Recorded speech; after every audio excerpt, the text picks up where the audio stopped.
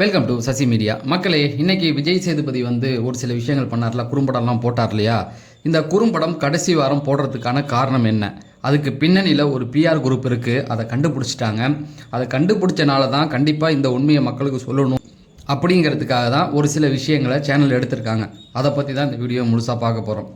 Social மீடியாவில் X வலைத்தளத்தில் ஒரு வீடியோ ஒன்று அதிகமாக பகிரப்பட்டு வந்துக்கிட்டே இருக்குது. அதோடைய ஸ்க்ரீன்ஷாட் நான் உங்களுக்கு தரேன். அந்த ஐடி பேர் என்னன்னு நீங்கள் சர்ச் பண்ணி போய் பார்த்துங்க. வீடியோ என்னால் போட முடியாது, அது என் சேனலுக்கு ரிஸ்க் ஆயிரும். ஃபஸ்ட்டு எடுத்தோன்னே சேனல் என்ன கண்டுபிடிச்சிருக்காங்க அப்படின்னா, வீட்டுக்குள்ளே போனாங்க இல்லையா, பிரவீன் காந்தியை தவிர, வாட்டர் மிலனை தவிர பாக்கி 5 பேரும், வாட்டர் மிலன் இருக்கானான்னு தெரியல, பாக்கி 4 பேருமே ஒரு பிஆர் குரூப்கிட்ட பணம் வாங்கியிருக்காங்க. அதை தான் போன வீடியோவில் சொல்லியிருக்கேன். அதாவது ஒருத்தவரை பணம் பெட்டியை எடுக்க வைக்கணும், அதாவது வினோத்தை பணம் எடுத்து வைக்கணும் அப்படிங்கிற மாதிரி போட்டிருக்கு. வினோத் வந்து பணப்பட்டியை எடுத்துகிட்டு போயிடணும் அப்படிங்கிற ஒரு விஷயத்த சொல்லியிருக்காங்க. அந்த ஸ்க்ரீன்ஷாட் வந்து ரொம்ப சோஷியல் மீடியாவில் பேசப்பட்டுக்கிட்டு வருது. அது ஒன்றும் இல்லை, 200% பிஆர் ஒர்க் தான், திவ்யாவை சார்ந்த பிஆர் குரூப் தான் வந்து அவங்களுக்கு பணம் கொடுத்துருக்காங்க அப்படிங்கிற மாதிரியும், அந்த இதில் வந்து கானா வினோத் பணப்பட்டியை எடுக்க வைக்கணும், மற்றவங்கள கொஞ்சம் டம்மி பண்ணி வைக்கணும் அப்படிங்கிற மாதிரியான சில விஷயங்கள் அவங்களுக்கு ஒர்க்காக கொடுக்கப்பட்டிருக்கு அப்படிங்கிற ஸ்க்ரீன்ஷாட் வருது. அதில் திவ்யாவுடைய அந்த ஃபோட்டோலாம் போட்டு வருது. இது வந்து ஏஐயா என்னன்னு எனக்கு தெரியல. ஸோ இதில் என்ன பண்ணுறாங்கன்னா, அப்போ அந்த சோஷியல் மீடியாவில் அந்த வீடியோவில் என்ன வருது அப்படின்னா, ரம்யா போய் இவர்கிட்ட சொல்கிறாங்க, கானா வினோத் நீ வந்து பணம் எடுக்கணும்னு சொல்லல, எடுக்கிறது நல்லது அப்படிங்கிற மாதிரி சொல்கிறாங்க. சொல்லிவிட்டு அவரை வந்து பிரெயின் வாஷ் பண்ணுறாங்க, வியானாவும் அவங்களும். அதுக்கப்புறமேட்டுக்கு வந்து என்ன பண்ணுறாங்கன்னா, இவங்க 2 பேரும் அவர் பேசிட்டு போனதுக்கப்புறம் அரோரா அப்படிங்கிற மாதிரி சொல்கிறாங்க. அதாவது அரோரா பக்கம் திருப்பி விடுங்க இதை அப்படிங்கிற மாதிரி வியானா வந்து இவங்கள்ட்ட சொல்கிறாங்க, ரம்யாட்ட சொன்னதுக்கப்புறம் அவர் பணம் எடுத்துகிட்டு போகிறாரு. பணம் எடுத்துகிட்டு போனதுக்கப்புறம் ரம்யாவும் வியானாவும் போய் உட்காந்து திவ்யா கிட்ட என்ன சொல்கிறாங்க அப்படின்னு பார்த்தீங்கன்னா, அரோரா தான் இதை பண்ணது அப்படிங்கிற மாதிரி அந்த வீடியோ கிளிப் வந்து வருது. ஸோ இதுதான் வந்து அதில் போடப்பட்ட விஷயம். சரி, இப்போ இந்த ஒரு 2 விஷயமும் பொய்யா இருக்கட்டும் அப்படின்னு நம்மளே வச்சுக்கலாம், ஓகேங்களா? இது ஒரு பொய்யான விஷயமாகவே இருக்கட்டும். திவ்யாவை பிஆரோ இதெல்லாம் பண்ணலை, சோஷியல் மீடியாவில் திவ்யாவை பற்றி தப்பாகவே பேசுகிறாங்க அப்படிங்கிற மாதிரி நம்ம வச்சுக்கலாம். எனக்கு ஒரு டவுட் ஒன்று வருது. இன்றைக்கி ஓட்டு கேட்க சொல்லி விஜய் சேதுபதி வராரு இல்லையா? அப்போ ஒவ்வொருத்தவங்க யாருமே திவ்யா பேரை ஒருத்தவங்க கெமி மட்டும் தான் சொன்னாங்க, பாக்கி எல்லாருமே வேற ஒருத்தவங்களுக்கு ஓட்டு கேட்குறாங்க, ரைட்டா? ஆனால் அன்றைக்கி பெட்ரூமில் கானா வினோத் போனதுக்கப்புறமேட்டுக்கு 4 பேருமே வந்து இவருக்கு தானே, திவ்யாவுக்கு தான் நான் எங்கள் சப்போர்ட்டு, நீ தான் ஜெயிக்க போகிறேன்னு சொன்னவங்க ஏன் இப்போ மாற்றி பேசுகிறாங்க? அதில் ஒரு டவுட் ஒன்று வருதா இல்லையா? ஓட்டு கேட்குறது எங்களுடைய சுய விருப்பத்தின்படி தானே அவங்க வந்து அன்றைக்கி பெட்ரூமில் உட்காந்து பேசுனாங்க, இப்போ ஏன் அதை மாற்றணும்? அப்போ ஏதோ ஒரு விஷயம் கண்டுபிடிச்சிட்டாங்க அப்படிங்கிறதுனால தான் அந்த பயம் தானே. அதே போல் நீங்கள் நல்லா கவனித்து பார்த்தீங்கன்னா, வந்தவங்க ஒவ்வொருத்தவங்கள்ட்டையும் ஒரு விஷயம் சொல்கிறாங்க. விக்கல்ஸை வந்து ரம்யாவும் டார்கெட் பண்ணாங்க. நீ வந்து கோலன்னு சொல்ல, நீ மட்டும் என்ன பண்ணுற, ஒன்றுமே கிளிக்கல அப்படிங்கிற மாதிரி சொன்னாங்க. நீ வந்து சாண்ட்ராவை காரி துப்பிக்கணும், சாண்ட்ரா வந்து ஒன்றை காரி துப்பணும் அப்படிங்கிற மாதிரி ஒன்று பண்ணாங்க ரம்யா. அப்புறம் சாண்ட்ராவை போய் ரொம்ப டவுன் பண்ணாங்க, சாண்ட்ராவை போய் ரொம்ப இது பண்ணாங்க. அந்த பாம்புன்னு சொன்னதை வச்சு அவன் நடிக்கிறா அப்படிங்கிற மாதிரி நிறைய விஷயங்கள் பேசுனாங்க. இது ரம்யாவுடைய வேலை. அதே ரம்யா சபரிகிட்ட ஏன் க்ளோஸ் ஆகலை? சபரிகிட்ட வந்து ஒன்றும் பெருசாக எதுவும் கான்டாக்ட்லாம் வச்சுக்கல. அவங்க போய் திவ்யா ஜெயிக்கணும் மட்டும்தான் சொல்லிகிட்டு இருந்தாங்க, ஓகேவா? இது திவ்யாவுடைய வேலை. வியானா வந்தாங்கல்ல, வியானா வந்து விக்கல்ஸை கரெக்டாக டார்கெட் பண்ணாங்க. விக்கல்ஸை வந்து நீ என்னை பற்றி தப்பாக பேசியிருக்க, ஓகே.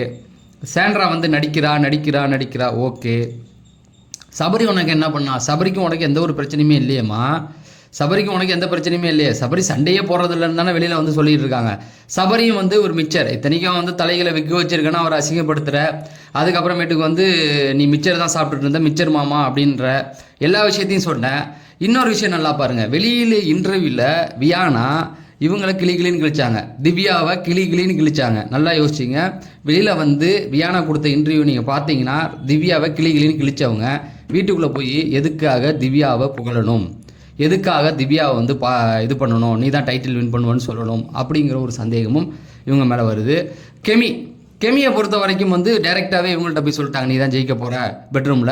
பிரவீனும் பார்த்துங்களேன், பிரவீனும் வந்து நீங்கள்லாம் கெட்டவங்களாக இருக்கீங்கன்ட்டாங்க. ஆனால் இவங்கள வந்து திவ்யாட்ட வந்து நீ வந்து ஜெயிக்கணும், உனக்கு நான் வந்து சப்போர்ட் பண்ணுறேன் அப்படிங்கிற மாதிரி சொன்னார். கானா வினோத் நண்பனாக இருந்தாலும் அது எதுக்கடா போட்டு கொடுத்த, ஏன்டா கானா வினோத் வந்து அந்த கார்லேருந்து நீங்கள் இறங்கி ஓடினதெல்லாம் வந்து சிம்பத்தி கிரியேட் பண்ணுறதுக்கு தான் அப்படின்னீங்க. அதே போல் பணம் எடுத்துகிட்டு போனது வந்து இவங்கெல்லாம் சந்தோஷப்பட்டாங்க அப்படிங்கிற மாதிரி சொல்கிறீங்க.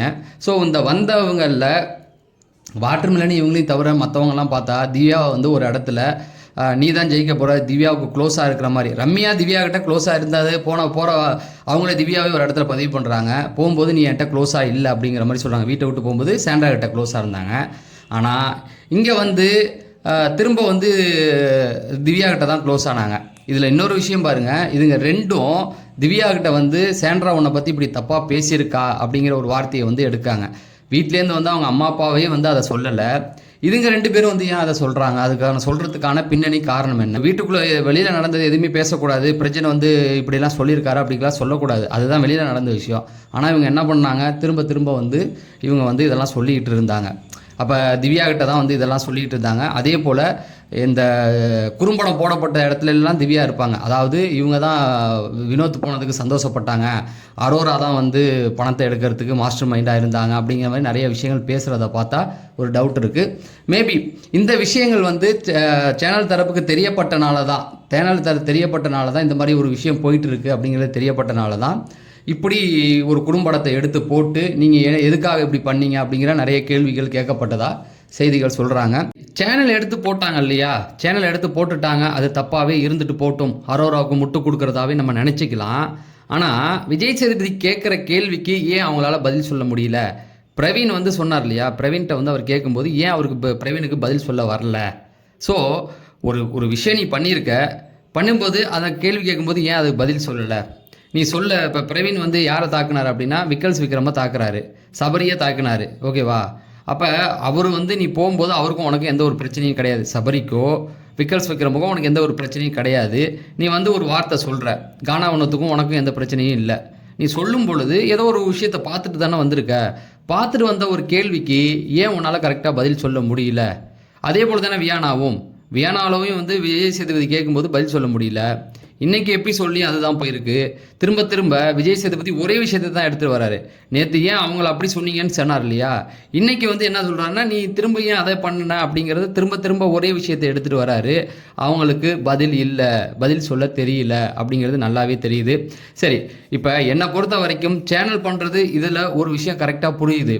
அவங்க ஏதோ ஒரு விஷயம் பண்ணிட்டு வந்திருக்காங்க, அதை வெளிப்படுத்துறதுக்காக தான் அவங்க பண்ணுறாங்களே தவிர, சிலர் வந்து அரோராவுக்கு முட்டு அது யாருன்னு தெரியும், பார்வதியை சார்ந்தவங்க தான் அதை பண்ணிக்கிட்டு இருக்காங்க.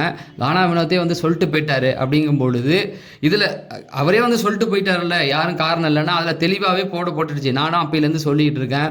அவங்க வந்து பேசுனாங்க, ஆனால் ரம்யாவும் மண்டையை இருக்காங்கல்ல, அதெல்லாம் யாரும் எடுத்து பேச மாட்றாங்க அப்படிங்கிறது தான். ஸோ இதுலேருந்து ஒரு விஷயம் கிளியராக புரியுது, ஏதோ ஒரு பிளான் போடப்பட்டிருக்கு, அதை கண்டுபிடிச்சி தான் சேனல் வந்து இதை எடுத்து போட்டுக்கிட்டு இருக்காங்க. ஏன்னா இதில் அரோரா வந்து பலிகடாவை ஆக்கப்பட்டாங்களா அப்படிங்கிற ஒரு டவுட்டும் நமக்குள்ளே இருக்குது. உடனே வந்து நீ அரோரா பிஆரான்னு கேட்டுறாதீங்க. சேனலில் போட்டிருக்க வீடியோலாம் ஒரு தடவை போய் பாருங்கள்.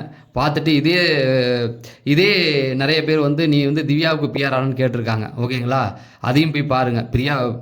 திவ்யாவுக்கு ஆதரவாகவும் நம்ம நிறைய விஷயங்கள் பேசியிருக்கோம். ஆனால் இந்த மாதிரி ஒரு செய்திகள் வருது. அதில் இப்போ திவ்யாவை விட்டுடுங்க, திவ்யாவை அந்த 3 பேருமே முன்னுக்கு முன் முறமாக பேசிக்கிட்டு இருக்காங்க. பெட்ரூமில் திவ்யாவுக்கு ஆதரவு உண்ணவங்க இன்றைக்கி வேற ஒருத்தவங்களுக்கு ஓட்டு கேட்குறாங்க, ரைட்டா? அதே போல் இவங்கெல்லாம் வெளியில் போகும்போது திவ்யாவுக்கும் அவங்களுக்கும் ஒரு பிரச்சனை இருந்திருக்கும், பேசாமல் இருந்தவங்க திடீர்னு திவ்யா கிட்ட வந்து பேசுகிறாங்க. அதுக்கப்புறம் இன்னொன்று பார்த்தீங்கன்னா, எல்லாரும் வீட்டில் உள்ள எல்லாரையும் தாக்குறாங்க இல்லையா, அப்போ திவ்யாவையும் நீங்கள் தாக்கலாமே. திவ்யா உங்ககிட்ட இந்த ஒர்க் இருக்குது, நீ இது சரியில்லை, ஒரு காமன் பாயிண்ட் எடுத்து கூட வைக்கலையே. திவ்யா உங்ககிட்ட ஒருத்தவங்களால உட்காந்து ஒன்று கான்வர்சேஷன் பண்ண முடியாது, நீ வந்து 3/4 மணி நேரம் நீ பேசிட்டு அவங்க 5 நிமிஷம் தான் பேச விடுவேன், இது எல்லாரும் ஏற்றுக்கிற கருத்து தானே. அதெல்லாம் அவங்க ஏன் சொல்லலை அப்படிங்கிற ஒரு டவுட்டும் நமக்கு தொடர்ந்து வந்துக்கிட்டு தான் இருக்குது. எது எப்படியா இருந்தாலும் அது வந்து தொடர்ந்து பேசப்படும். நமக்கும் அப்டேட் வந்தால் நம்ம கண்டிப்பாக கொடுப்போம் அப்படிங்கிறத சொல்லி நான் விடைபெறேன். இதில் உங்களுடைய கருத்துக்களை கமெண்ட் செக்ஷனில் சொல்லுங்கள் அப்படிங்கிறத சொல்லி நான் விடைபெறேன். நன்றி, வணக்கம்.